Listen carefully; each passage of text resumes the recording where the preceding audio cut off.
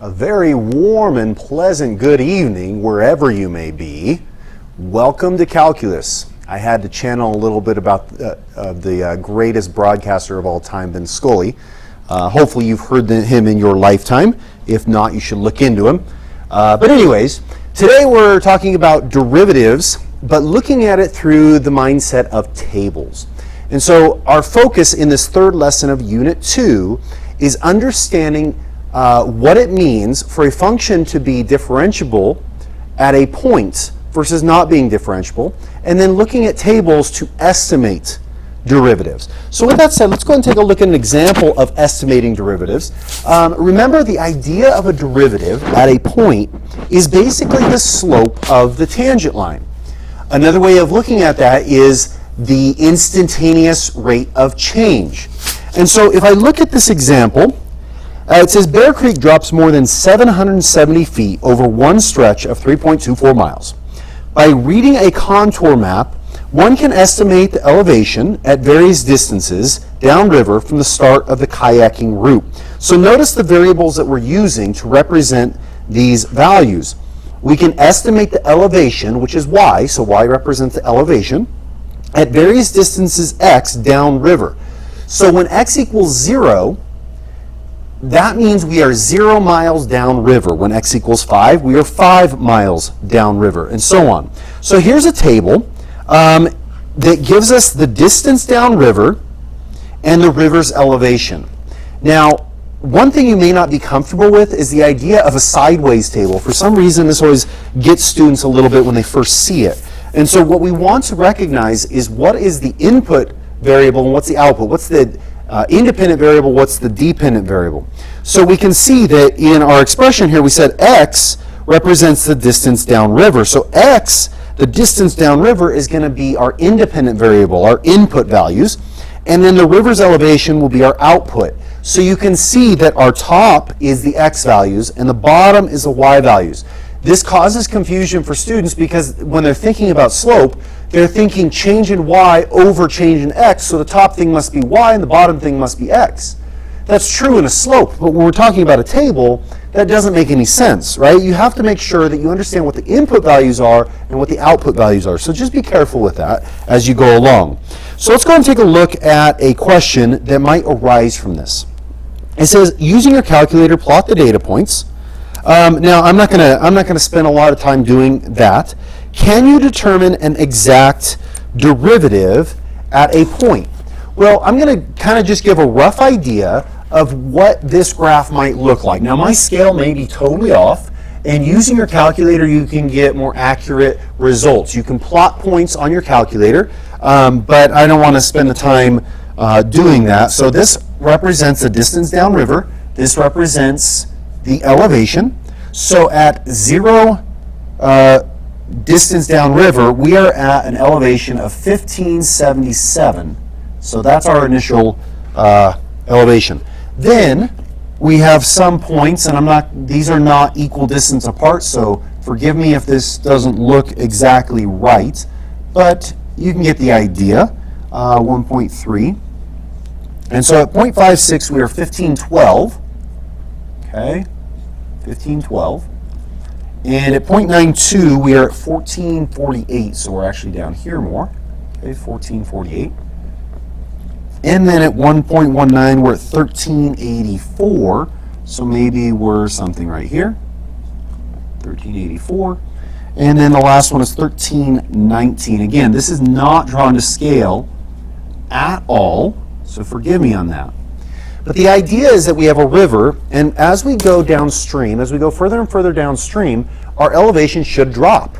We can't have the elevation go up of the river because that would imply that the water is going uphill, so that doesn't make sense. We're always going to see this decreasing somehow. Now, if I connect these dots, I'll use a blue marker to represent water. If I connect these dots in kind of a smooth fashion, right, and they don't necessarily have to be smooth, but some sort of smooth fashion, we can see and we understand that a river doesn't flow linearly. There could be waterfalls, there could be steeper parts of the river and more flattened out parts of the river, sure. In fact, so here's one example. Another example is that it could have gone to here and then flattened out, and then it could have really gone down and then flattened out again, and so on. So there's lots of different representations that can be drawn from the data points that were provided, okay? And that's key to the idea of estimating. Because in the second question, it says, can you determine an exact derivative at a point? Well, given only data, sets of data, we can't figure out exact derivatives. We can't figure out the exact slope at any given point. We can only estimate. We can only get an idea. And guess what? That's a lot of calculus. We're going to look at functions. We're going to look at graphs where we can find the exact derivative, the exact slope of the tangent line. But in real life, we don't look at exact functions. We look at models that represent data.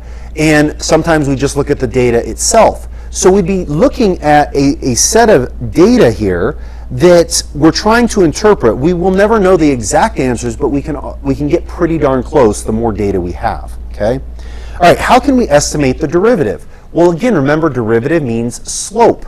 Can we find an exact slope? No, but we can estimate a slope because we have 2 points here, okay? So all we have to do is find the slope of a secant line, and then we can extrapolate and say, well, the slope of the tangent line will be approximately that at some point in between those 2 points, okay? So remember, so if I'm looking for, let's say I do the slope formula, and it says 1512 minus 1577 over 0.56 minus 0, what that is doing is finding the slope over this interval. So we're actually finding the slope of the secant line for the interval 0 to 0.56. And then we can type it into our calculator, get numbers. Okay? What does this mean? Well, if I were to write an interpretation out of this, let me go ahead and do that. See if mine matches what I put there. We would say that the rate, right, because another word for slope is rate, the rate at which the water, or sorry, the elevation is changing, let's see, changing 0.28 miles downriver is negative 116.071 miles per feet. That's interesting. Okay. Changing, let's see, the rate at which the elevation is changing 0.2 miles downriver is, let me change this, is approximately, what was it? Negative 116.071 miles. Nope, that's not right either. What were the units on it? Yeah, it was actually feet per mile. I had it wrong. Feet per mile. Okay. So what does this mean? It means, okay, the rate. So we're going to have, it's a rate. So it's something over something, and it's the y-axis over the x-axis because it's the change in y. The change in y over the change in x, and the change in y was in feet and the change in x is in miles. These mean two different units of measure. Feet, this foot represents a drop or a rise in elevation, where these miles represents a distance from the original starting point. But notice some key words here. I said approximately. Why is it approximately? Well, because we're only finding the slope of a secant line, not the slope of a tangent line. Another thing is, where did this 0.28 miles downriver come from? Well, 0.28 is exactly in the middle of right in the middle of 0 and 0.56. I could have used any number in between there. I could have used 0.1 miles downriver, 0.3 miles downriver, 0.4 miles downriver. I mean, that's how I'm going to estimate for any value in between the only two data points I have there. I have to use those two data points, and therefore my estimate for any x value in between will be the same in this case. Okay? I just picked 0.28 because it was directly in the middle. That does not mean that it's most accurate at 0.28. These are just estimations. Okay? Now, the other thing is this. We say the rate at which the elevation is changing is approximately negative 116. Obviously, we want to put approximately because it's an estimate. So the negative implies that the elevation is dropping. I could have rewritten this to say the rate, get my better marker here, the rate at which the elevation is dropping 0.28 miles downriver is approximately 116.071 feet per mile. Okay, so notice the difference here.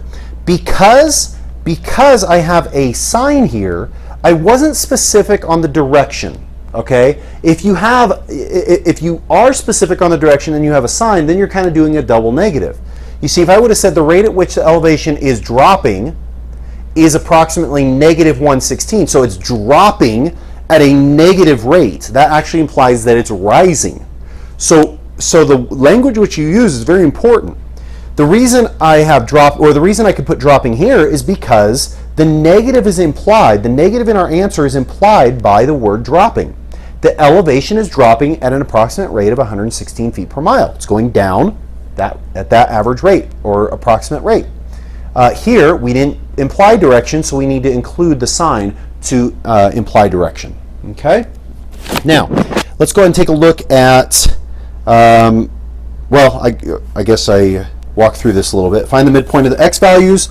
The midpoint is 0.28, so I'm just going to use that as my arbitrary x value when I'm interpreting. Okay, so 0.28 miles downriver, the elevation is dropping at an approximate rate of 116 feet per mile. So that's a slight alternate way of writing it, just rearranging things. Okay, so for you, I want you to do the same type of thing. I want you to find the derivative, or at least approximate the derivative, at any other points along this table. Interpret your results in respect to the real world scenario. And then I'll go over one more, and you guys can compare how you did. Maybe you had something different, but or you picked two different points, but that's okay. Okay.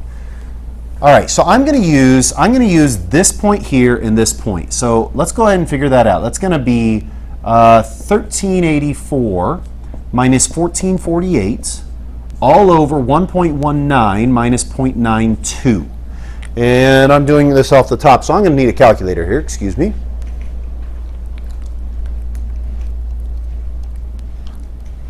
All right, so when I use my calculator, I get 1384 minus 1448. That gives me negative 64 over 1.19 minus 0.92, which is 0.27. We'll divide those out to get an actual number, and we end up with negative 237.037. And so what we can actually see is that if you compare the answer in the slide here, when we're talking about from 0 to 0.56, and we're talking about from 0.92 to 1.19, we can actually see that it's steeper, a steeper average rate between these 2 points than these 2 points. And so that gives us an idea that we have a steeper decline there. So we would say the river, the elevation of the river is decreasing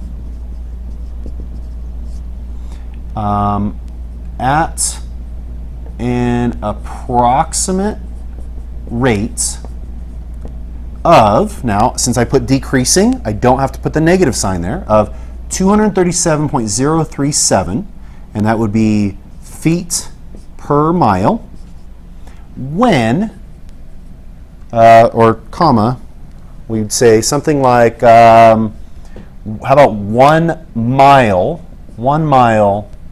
downstream. Okay? So I have some key words here. What is it? The elevation of the river. What's happening? It's decreasing at a rate of this. What are the units? And then what's the time or the time interval or the location that this is happening?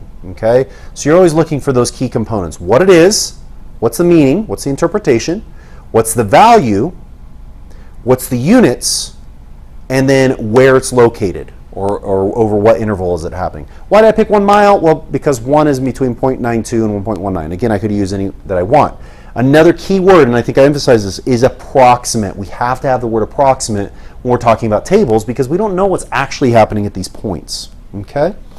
All right, with that said, let's go ahead and shift gears a little bit and talk about the idea of a one-sided derivative. That's interesting, a one-sided derivative. Okay, they're very similar. One-sided derivatives are very similar to one-sided limits. They apply, the rules still apply. Why is that? Well, because a derivative, remember, is a limit. The derivative is the limit as h approaches 0 of f of x plus h minus f of x all over h. So it is a limit. That's why it has all the same rules. A left-hand derivative will look something like this. We will use this notation.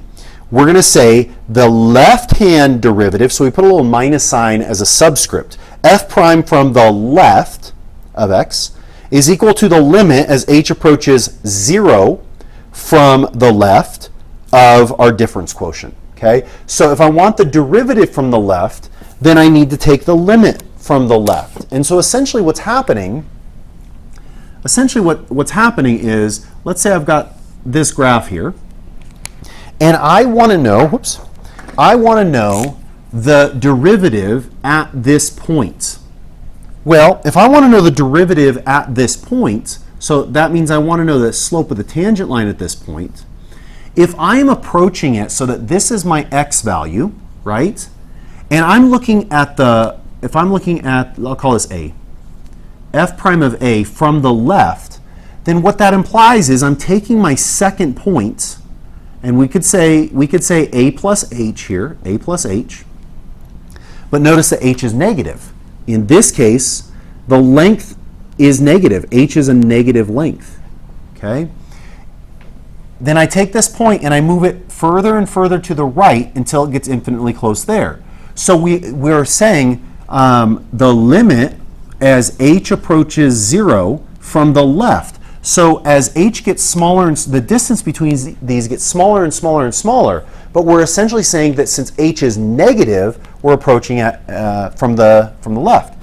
So f of a plus h minus f of a all over h. And then same thing over here. If this is going to be a plus h, then we can see that our h value is actually a positive value. And so we would look at it from the right-hand side of both of those. Okay? So either way, if the function is differentiable, which means you can take the derivative, which means you can find the slope at that point, then the left-hand derivative should be matching the right-hand derivative. If they don't match, then you can't take the derivative there. It's not differentiable. And an example of that would look something like this. And this is one example. We'll get more into detail later on. But if I have a function that looks like, let's say it looks like this, and then it's a piecewise, and it kind of goes like this. Okay? If I wanted to know the derivative at this point, if I wanted to know the derivative at point A, well, it would be nice to be able to draw a singular tangent line. If I can't draw a singular tangent line, then it's not differentiable. Remember, a tangent line hits the curve at one point. So you could argue I can draw a tangent line there, I could draw a tangent line there, I could draw a tangent line there. All three of those points and an infinite set of others hit this curve or hit this function at one single point. It kind of just skims off of it. So we don't have a specific derivative here. We don't have a specific slope. And so that's why we have to check our left and right hand derivatives. This, by the way, is called a corner because it looks like a corner. But if I were to draw a tangent line, let me get a different color here.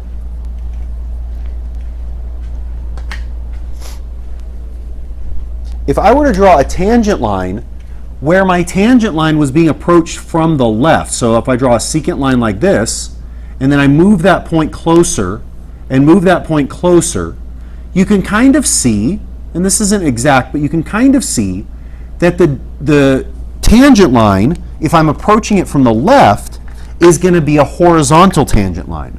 Whereas if I'm approaching it from the right, from over here, we're going to end up with a tangent line that has some steepness to it, like it's declining. So you can see that the tangent line from the left-hand side does not have the same slope as the tangent line from the right-hand side. And that's why we have a function that's not differentiable at that point.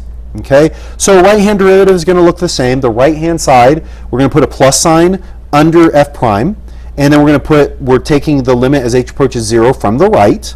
And the bottom line is, in order for it to be differentiable, those two things have to be equal. There's other things too, we'll get to that in a second, okay? A function is differentiable, in fact we're going to get to it right now, at a singular point if the function is continuous at that point. The function is continuous at that point. And remember what's continuous mean? Continuous means that the limit exists and that the limit equals the function's value. And so in this statement we're saying the limit from the left equals the limit from the right as x approaches a. That's implying that the left-hand limit and the right-hand limit are equal, and that it's equal to the function's value. If we do not have this, if this function is not continuous at that point, then you have something else. You have a discontinuity.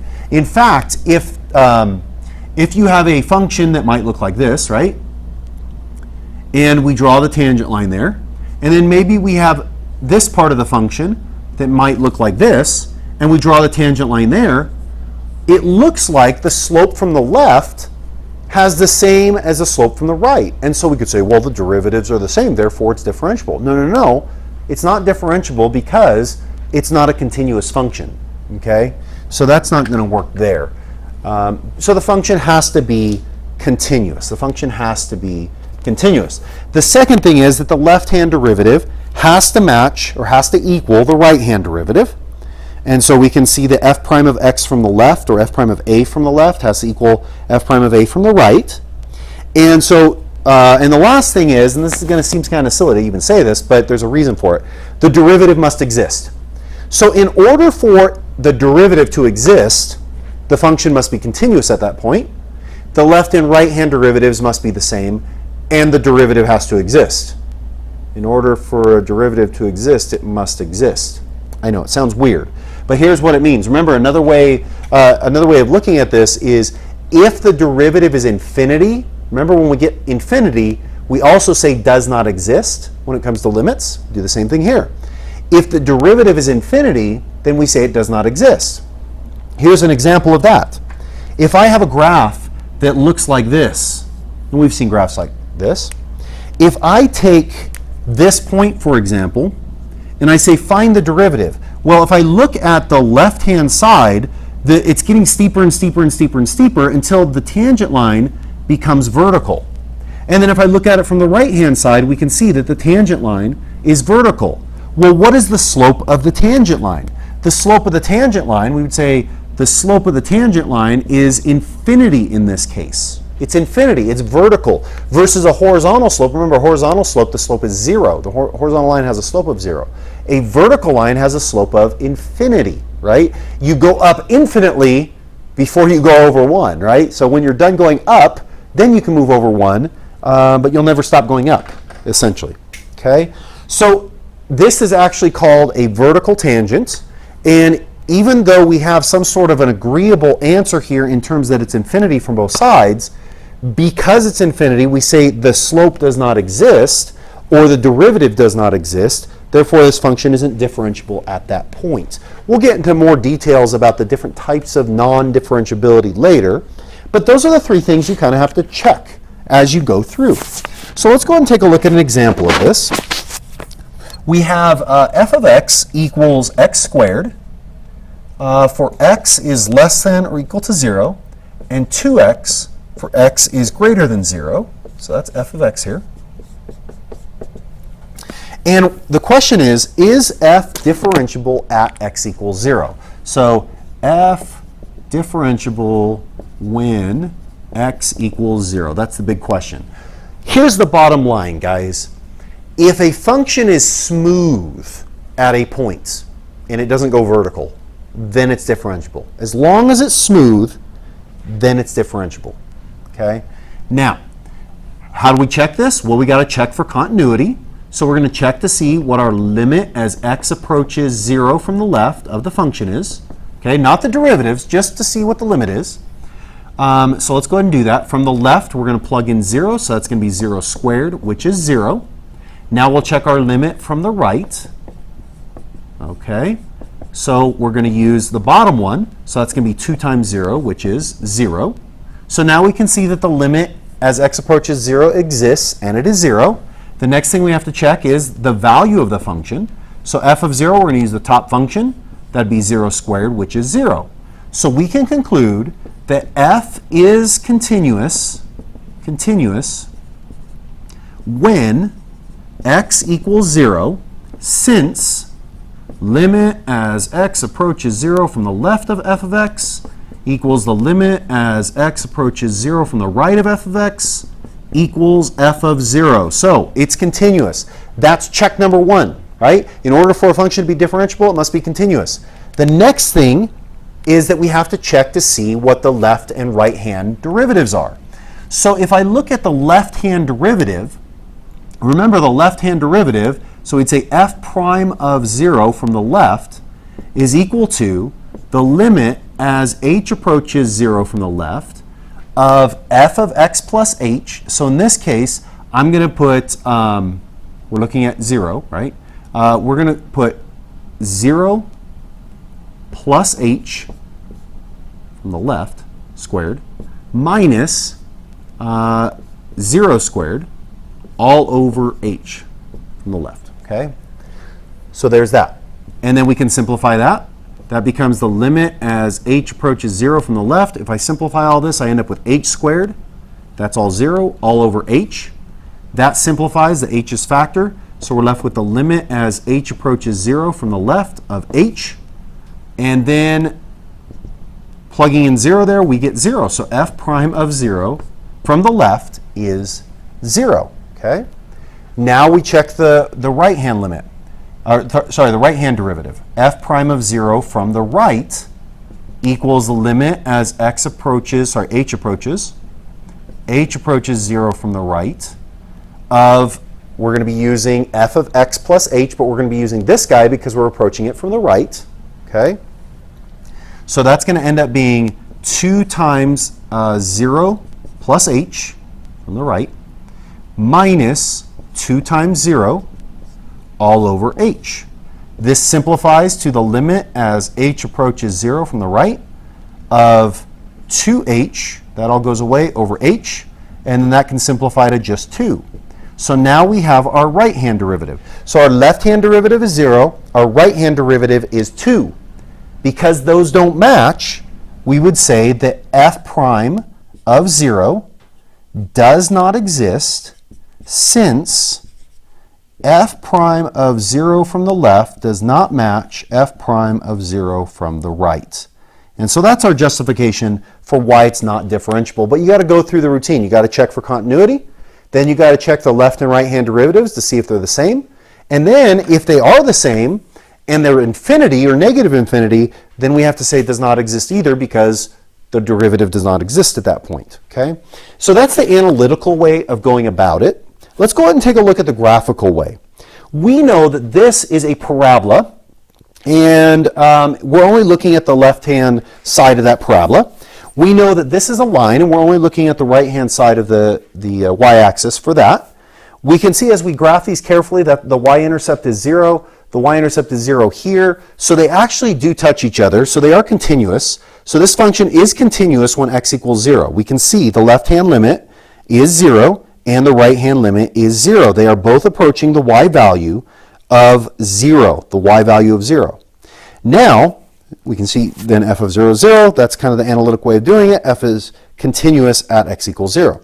Now we check our left-hand derivative and right-hand derivative. Remember, left-hand derivative, right-hand derivative means what's the slope coming from the left, what's the slope coming from the right.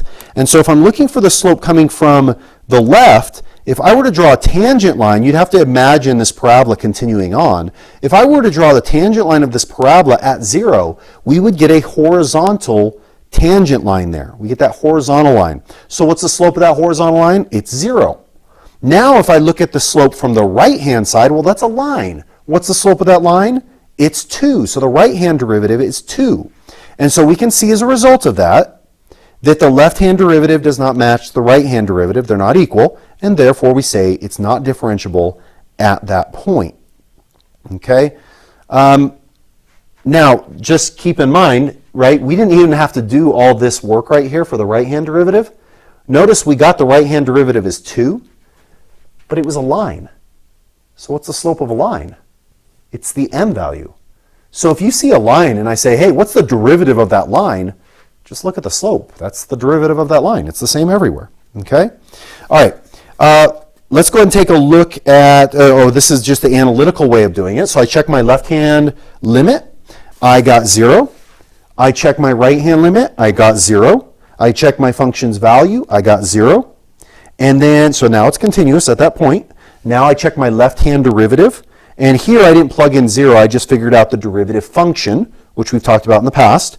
The derivative function is 2x. And now we can plug in f prime of 0 from the left. So we plug in 0 there, and we end up with 0. Checking the derivative from the right, well, it's just 2. Like I said, that's a line, so the slope of the line is 2. And since those don't match, it's not differentiable at x equals 0. Okay? So there's the process. I'm going to give you guys an example to go off of. So you guys go ahead, or a practice problem. You guys go ahead and pause it, see how you do, and then come back and compare your answers to mine.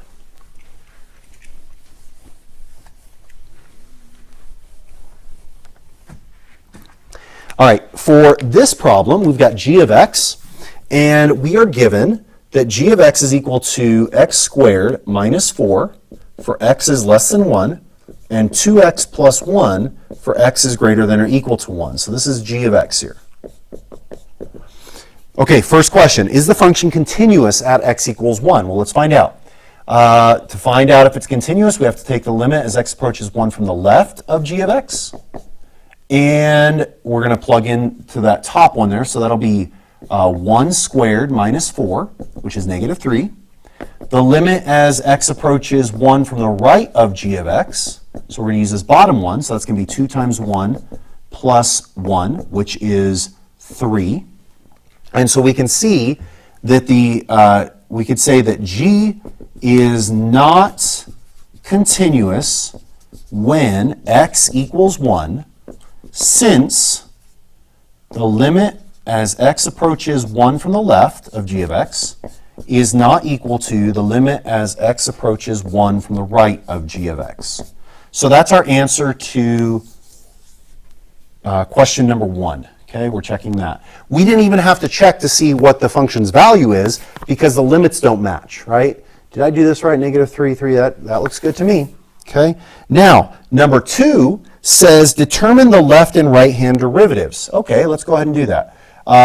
Number 2, the left and right hand derivatives. So g prime, and I'll go ahead and do it in general without using x, equals 1. So g prime of x from the left is equal to the limit as h approaches 0 from the left of, in this case, I'm going to go ahead and write this out, g of x plus h minus g of x all over h. Okay? Now, when I go to plug these in, it's interesting to note that as h approaches 0 from the left, that means we are looking from the left of 1, essentially. Let's go ahead, from the left of 1, that means we're going to be using this guy for the x plus h, because we're coming from the left. But g of x, just g of x, period, we are going to use this guy because that's when x equals 1. So we just want to know what g of x is when x equals 1.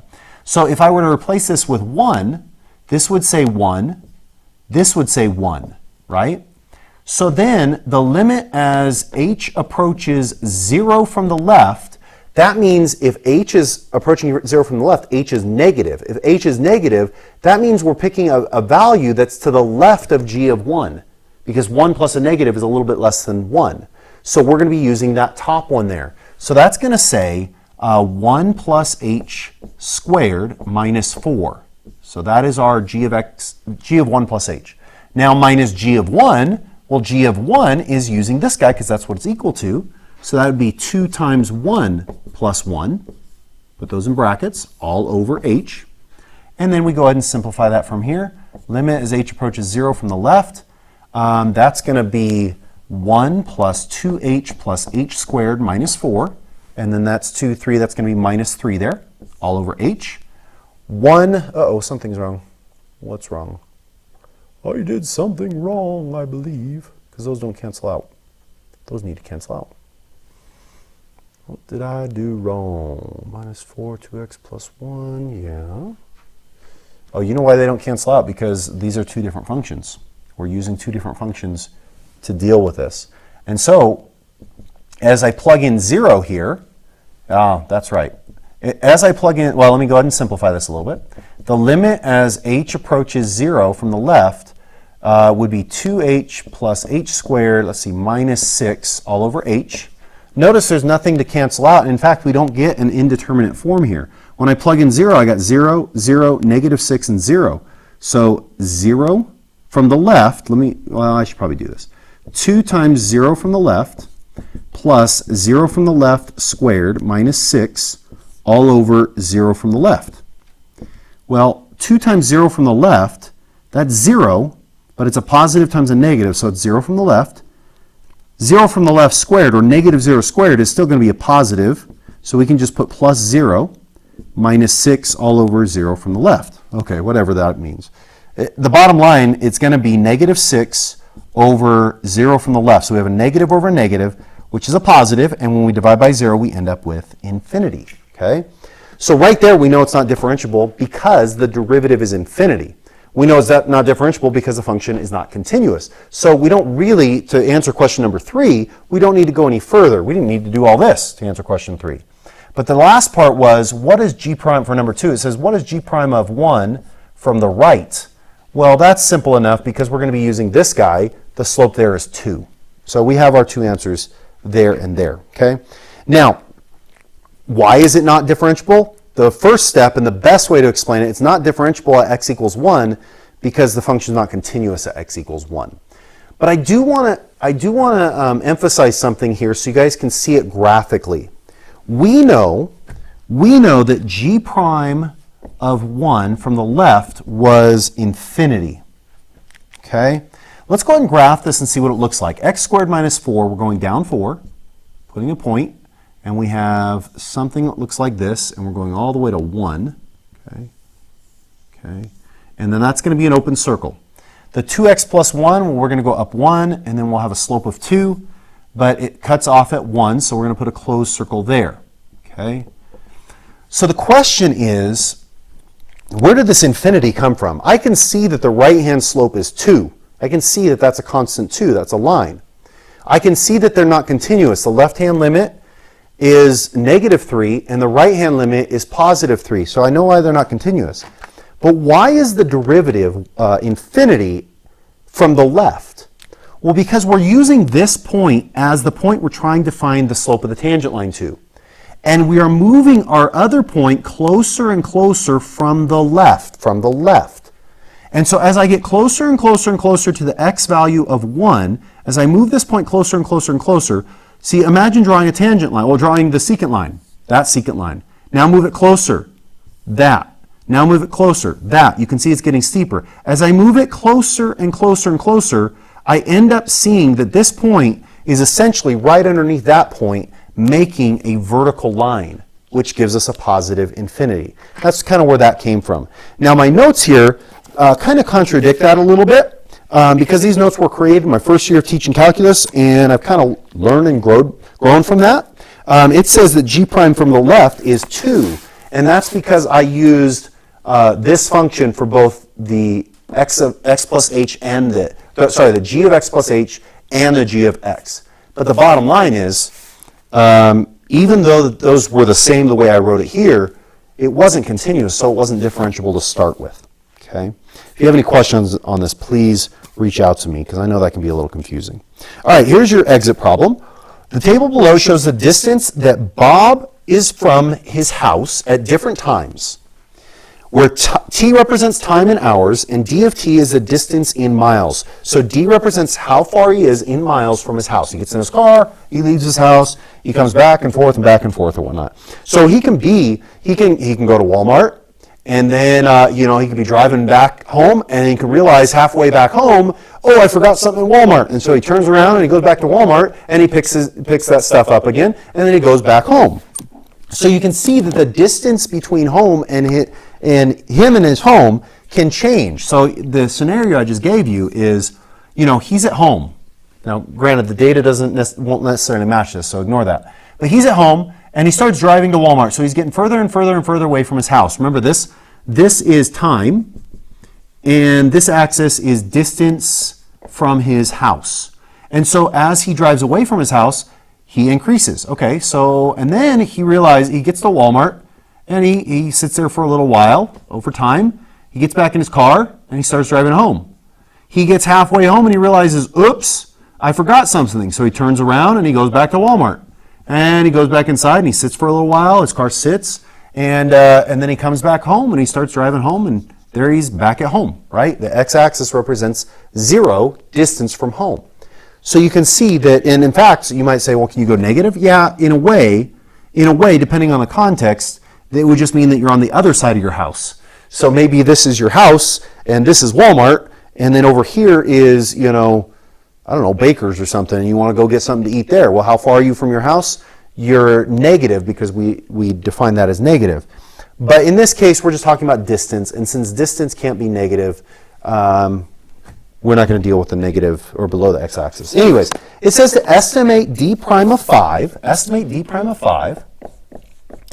and interpret its meaning. So d prime of 5 means the slope at 5. Well, you can see in the data that I don't have anything going on at 5. And even if I did, I wouldn't be able to tell what's going on here. So what I'm going to do is I'm going to go ahead and find the slope around 5. So I'm going to use d of 6 minus d of 4 over 6 minus 4, because those two data points are the closest to 5 that I can get. So d of 6 is going to be 70, d of 4 is 120, and then 6 minus 4, well, we end up with negative 50 over 4, which is negative 12.5. So d prime of 5, we're not going to say is equal to. We shouldn't say equal to. We should say approximately, okay, is negative 12.5. Now think of the units. It's the change in y over the change in x, so it would be miles per hour. So we understand the units, right? The slope is a rate, miles per hour. Now we want to interpret the meaning of this number in the context of our problem. Notice that this is a negative value. What does that mean at t equals 5? It means that he's getting closer and closer to his house. The distance between him and his house is decreasing, right? So we would say something like this. The rate at which, what's his name? Is it Bob? It's always Bob. The rate at which Bob is traveling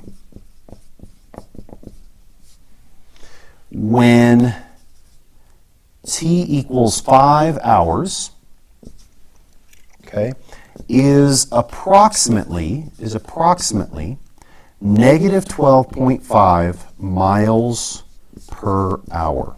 So what is it, the rate at which Bob is traveling? What's the answer? Negative 12.5. What's the units, miles per hour? And give me when this is happening. So when t equals 5 hours.